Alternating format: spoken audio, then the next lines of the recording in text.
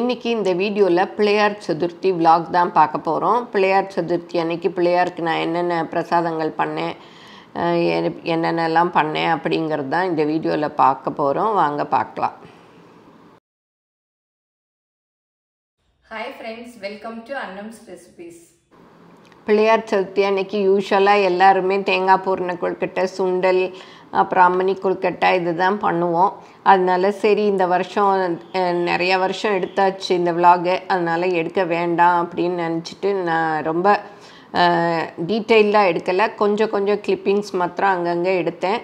ஏன்னா ரொம்ப இதே காமிச்சிட்டே இருந்தாலும் உங்களுக்கும் போர் அடிக்கும், எனக்கும் சாமி கும்பிட்றதுக்கு அப்படியே அதை சாமியை நினச்சி கும்பிட முடியல.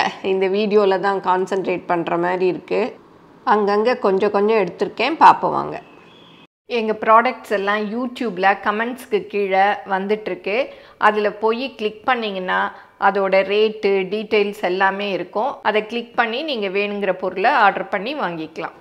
ஃபஸ்ட்டு தேங்காய் பூரண கொழுக்கட்டைக்கு தேங்காய் பூரணம் செஞ்சு அதை சின்னதாக உருட்டி வச்சுக்கிட்டேன். ஏன்னா அப்போ தான் அது நல்லா ஆறி இருக்கும், நமக்கு கொழுக்கட்டை செய்யறதுக்கு ஈஸியாக இருக்கும். சூடோடு இருந்தால் நமக்கு அதுக்குள்ளே வைக்கிறச்சே கசிஞ்சு வரும். அப்புறம் சுண்டக்கடலையை நைட்டே ஊற போட்டுட்டேன், ஒயிட் சென்னா தான்.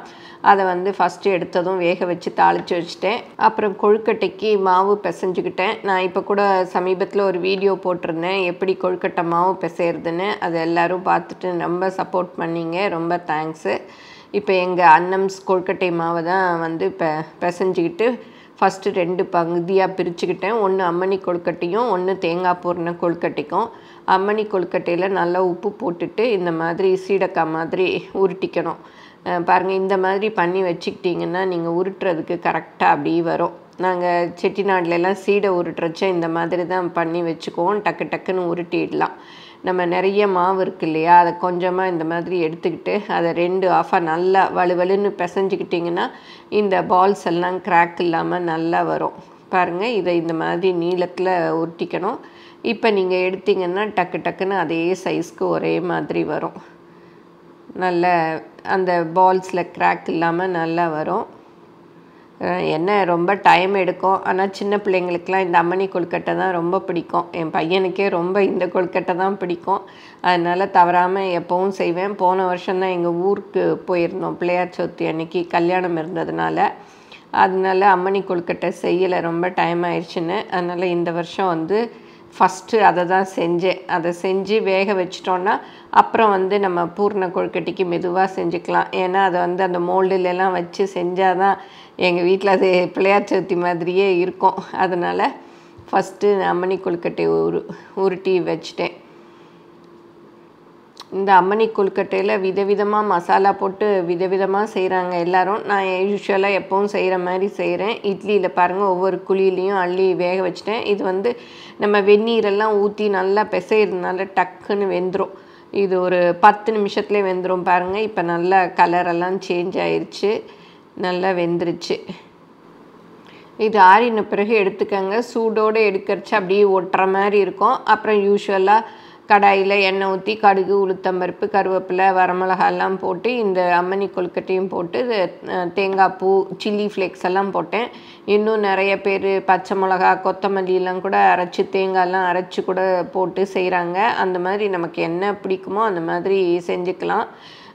நல்ல மசாலா பொடி இருக்கு இல்லையா, பொரியலுக்கெல்லாம் போடுவோம், அந்த பொடி கூட போட்டு எப்படி வேணுமோ நம்ம இஷ்டத்துக்கு செஞ்சுக்கலாம். நல்லாவே டேஸ்ட்டாக இருக்கும். அதுவும் சாமி பிரசாதமாக செய்கிற அன்னைக்கு இன்னும் கூடுதலாகவே டேஸ்ட்டாக இருக்கும். அம்மணி கொழுக்கட்டை செஞ்ச பிறகு தேங்காய் பூரண கொழுக்கட்டை செஞ்சேன். அதெல்லாம் மோல்டில் வச்சு செஞ்சாச்சு. நிறைய யூடியூப் வீடியோஸில் பார்த்தேன், இந்த மாதிரி குங்குமப்பூ வச்சு செஞ்சு ரொம்ப அழகழகாக இருந்தது. சரி இந்த வருஷம் நம்மளும் செய்வோம் அப்படின்னு சொல்லிட்டு குங்குமப்பூ எடுத்து ஒன்றொன்னா ஒட்டிகிட்டு இருந்தேன். அதை ஒன்றொன்னா தனியாக பிரித்து ஒட்ட வைக்கிறது தான் பெரிய வேலையாக இருந்தது. ஏன்னா அப்படியே டக்குன்னு ஃபுல்லாகவே எடுக்க வரல, கொத்தாக வந்தது. குங்குமப்பூவை ஒன்றொன்னா எடுத்து ஒவ்வொரு கொழுக்கட்டையிலையும் அப்படியே வைக்கிறதுக்குள்ளே ரொம்ப டைம் எடுத்துருச்சு. சரி இந்த வருஷம்தான் சீக்கிரம் சாமி கும்பிட்டுலான்னு நினச்சேன். சரி இந்த வேலையை எடுக்கவும் அப்படி கொஞ்சம் டைம் ஆச்சு. அப்புறம் ஆனால் எண்டு ரிசல்ட்டு ரொம்ப அழகாக இருந்துச்சு. இதை முதல்லேருந்தே நினச்சிட்டே இருந்தேன், இந்த வருஷம் பிள்ளையார் சதுர்த்திக்கு இந்த மாதிரி தான் பண்ணணும் அப்படின்னு சொல்லிட்டு அதான் எடுத்து ஒன்றா ஒட்டிகிட்டு இருந்தேன். இப்போ இதெல்லாம் இட்லி பாத்திரத்தில் சுஷல் அந்த தட்டில் எண்ணெய் தடவிட்டு அப்படியே வச்சு 10 நிமிஷம் வேக வச்சேன். பாருங்கள் எப்படி அந்த குங்குமப்பூ கசிஞ்சு அந்த கலரோடு எவ்வளோ அழகாக இருக்குது ஆவியில். அதை பார்க்கவே ரொம்ப நல்லா இருந்துச்சு. எப்படி வருமோன்னு நினச்சிட்டு இருந்தேன். எதிர்பார்த்ததை விட அழகாகவே வந்திருந்தது. அதெல்லாம் அப்படியே பார்த்து மெதுவாக எடுத்தேன். ஏன்னா சூடோடு எடுத்துடாதீங்க. சூடாக இருக்கிறச்சு அது வந்து அந்த பாத்திரத்துலேயே ஒட்டிக்கும். பாருங்கள் எடுக்க வரல. அதனால் கொஞ்சம் ஆற விட்டுட்டு எடுத்தோன்னா நல்லா எடுக்க வரும். அதனால் பார்த்து மெதுவாக எடுங்க. நீங்கள் யார் யாரெல்லாம் விநாயகர் சதுர்த்திக்கு என்னென்ன கொழுக்கட்டை செஞ்சீங்க அப்படிங்கிறதையும் சொல்லுங்கள். பாருங்கள் பார்க்க எவ்வளோ அழகாக இருக்கு இல்லையா, அந்த குங்கும கலர் அப்படியே அந்த வெள்ளை கலரில் ஒட்டிட்டு.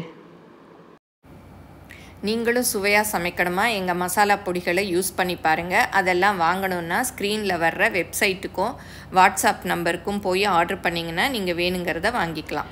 இந்த வருஷம் நிறைய ஈகோ ஃப்ரெண்ட்லி விநாயகர் செய்கிற வீடியோஸ் எல்லாம் இன்ஸ்டாகிராமில் பார்த்தேன். ஆனால் எப்போவுமே நான் வந்து வீட்டில் இருக்க விநாயகரை எடுத்து வச்சு கும்பிட்றது தான் வழக்கம். எல்லா பிரசாதமும் செஞ்சாச்சு. இப்போ சாமிக்கிட்ட வந்து கொண்டு வந்து ஒவ்வொன்றா வைக்கணும். ஒரு தட்டில் கொழுக்கட்டை வச்சு, ஒரு தட்டில் பொரி, அவல், பொட்டுக்கடலை, நாட்டு சக்கரை அதெல்லாம் போட்டேன். ஒரு பிளேட்டில் வந்து பழங்கள், அதுவும் சென்னையில் வந்து கம்பு கருது, சோளக்கருது, கலாக்கா, பெரப்பம்பழம் இந்த மாதிரி எல்லாமே விநாயகர் சதுர்த்திக்கு கிடைக்கும். அதெல்லாம் வாங்கி வைக்கிறது எனக்கு ரொம்ப பிடிக்கும். கிடைக்கலனாலும் இந்த தடவை நவப்பழம் மாத்திரம் மிஸ் ஆகிடுச்சு. எல்லாத்தையும் வச்சு அம்மணி கொழுக்கட்டை, சென்னா சுண்டல் அதையும் ஒரு ஒரு தட்டில் வச்சுட்டு, அப்புறம் எருக்கம்பூ மாலை அதுவும் சென்னையில் எப்போவுமே கிடச்சிரும். போன தடவை எங்கள் ஊரில் எல்லாம் கூட கிடைக்கல. ஆனால் சென்னையில் எப்படியாவது கொண்டு வந்து அந்த மாலை வச்சுருப்பாங்க. அதுவும் வாங்கி அது வந்து பிள்ளையாருக்கு போடணும். அருகம்புல் எல்லாமே வாங்கிட்டேன் இந்த வருஷம். பாருங்கள் இதுதான் கலாக்கா. அந்த சின்ன கிண்ணத்தில் இருக்குது பெரப்பம்பழம். அந்த பழத்தை சாப்பிட்லாமா என்னன்னு தெரியல. உங்கள் யாருக்கும் தெரிஞ்சால் சொல்லுங்கள். அந்த பழத்தை சாப்பிட்லாமான்னு அப்படியே எடுத்து வச்சுருக்கேன். கலாக்கா எனக்கு தெரியும். நாங்கள் சின்ன பிள்ளையிலலாம் ஸ்கூல் படிக்கிறச்செல்லாம் கிடைக்கும். நான் சாப்பிட்ருக்கேன். ரொம்ப புளிப்பாக இருக்கும். அதனால் அப்போல்லாம் சின்ன வயசில் அதுதான் கிடைக்கும். அதெல்லாம் வாங்கி சாப்பிட்ருக்கேன். நீங்கள் யாரெல்லாம் இந்த கலாக்காயை சின்ன வயசில் சாப்பிட்ருக்கீங்கன்னு மறக்காமல் சொல்லுங்கள். மனையில் வந்து எப்போவும் நான் யூஸ்வலாக வைப்பேன் அந்த கருங்கல் மாக்கல்லில் பிள்ளையார், அப்புறம் வெள்ளியில் ஒரு பிள்ளையார். இந்த வருஷம் வந்து கூடுதலாக ஒரு சின்ன குட்டி பிள்ளையார் ஒன்று அடிஷ்னலாக வந்திருக்காரு. இந்த வீடியோ உங்கள் எல்லாருக்கும் பிடிச்சிருக்குன்னு நினைக்கிறேன். பிடிச்சிருந்தால் லைக் பண்ணுங்கள். மறக்காமல் எங்கள் சேனலை சப்ஸ்கிரைப் பண்ணுங்கள். உங்கள் ஃப்ரெண்ட்ஸுக்கும் ஷேர் பண்ணுங்கள். ஃபேஸ்புக், இன்ஸ்டாகிராமில் அன்னம்ஸ் ரெசிபீஸை ஃபாலோ பண்ணுங்கள். தேங்க்யூ.